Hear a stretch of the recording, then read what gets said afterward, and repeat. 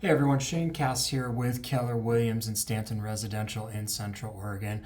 Today I'm going to be talking about single family homes that have sold in Redmond under 1 million between March 15th and 6/15, June 15, 2026. So just the recent market since, the springtime leading up until these summer months. And, really what we're seeing is what we call the tale of two markets. On one hand, you've got a lot of properties that are selling really quickly, and on the other, you have a lot that are taking forever or maybe not even selling at all. So, looking at the sales data, again, this is just houses that have sold. Um, you'll see 40% of the market has an average of 4 days on the market, selling at 99.6% of the original list price. That's pretty good. That would be pretty indicative of a hot market, right? Then you go 25% of the market has an average of 19 days on the market, selling for about 97% of the original list price. So you got the fast sellers, 0 to 10 days. You've got the moderate sellers, 11 to 30 days. I would say either one of those are a pretty good outcome for a seller in Redmond today. But then you've got, this is where the second market comes in. The first market are these fast and moderate. The second one, you have the sitting or the stale listings, 31 plus days on the market. That makes up for 35.5% of the market in Redmond over the last 3 months, with an average days on market of 112 days and an average sale price from the original list of 94.7. So, you can see very easily in this chart what kind of financial penalty you're going to be looking at if you end up here in the sitting and stale. So how do you position yourself in the fast? You got to price it right based on what you have. So we'll talk a little bit more about that as we go. So yeah, essentially, if you're thinking about selling, where would you rather be? Do you want to sell your house quickly, or you want to end up, in the 35% that sit for over a month and get all anxious about, whether or not you're actually going to sell and for how much, right? I think most people would probably choose to be in that nearly 40% of homes that sell in less than 10 days. Or even, in these days, selling in 3 weeks to a month is pretty good too.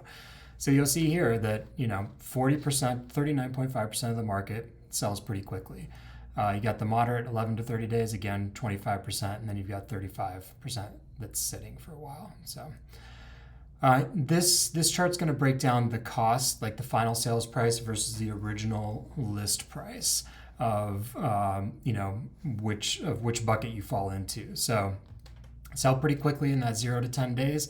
You're going to have a pretty good case for getting almost full list price on your offer. Buyers don't usually come in that first week and offer you lower than asking because they know you just came to the market, right? That's not always the case, but most of the time it is. As you can see by this data, 99.6% of the original price to the final sales price. And then this moderate 11 to 30 days, 97.1, sitting stale, 94.7. So again, I'm kind of repeating myself, but just kind of showing you this information in multiple ways. So the longer you're on the market, the less you're going to get, essentially. So homes that sit for a longer amount of time are going to lose 5.3% off their original list price usually due to successive price drops and weak negotiating leverage. So when buyers come in and they see a listing that's been on the market for 30 days, they're like, oh, okay, I'm going to offer less. 60 days, even less. They just automatically in their mind, this has been on the market for a long time, and they're thinking, what's wrong with it, right? And they're going to just anticipate putting an offer in that's significantly lower. So if you're looking at a $600,000 home, that penalty is about $32,000. So listening to the advice that you're getting on the sales price and where you should be within a market like this is critical and can cost you a lot of money if you decide to test the market and go for a higher price when you actually shouldn't.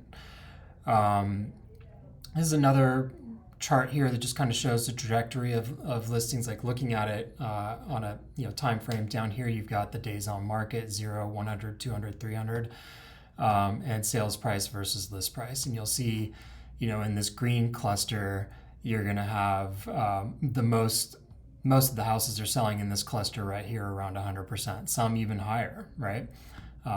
Again, if you price right, you're going to be in the green. And as you go, through the orange and the red, you're going to just more days on market and lower is kind of what you see.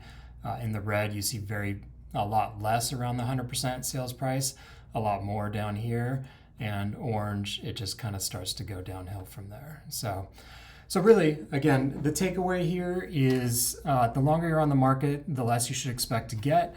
The other main thing is hire somebody who knows this market and is looking at the data like this.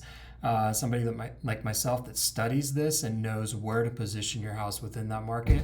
And then most importantly, take their advice. Have a nice conversation about it, debate, add your thoughts and opinions, and really just kind of come to a meeting of the minds. But it's really important to list your property appropriately in a market like this. And if you do, you're going to find that it's still a pretty hot market. If you don't, you're going to be feeling the pain for a while. So hopefully this is helpful. If you want specific information on your place or any questions about anything I've talked about here, just let me know. I'm always available. My number is 503-810-2723. Call me or text me anytime. All right, thanks a lot.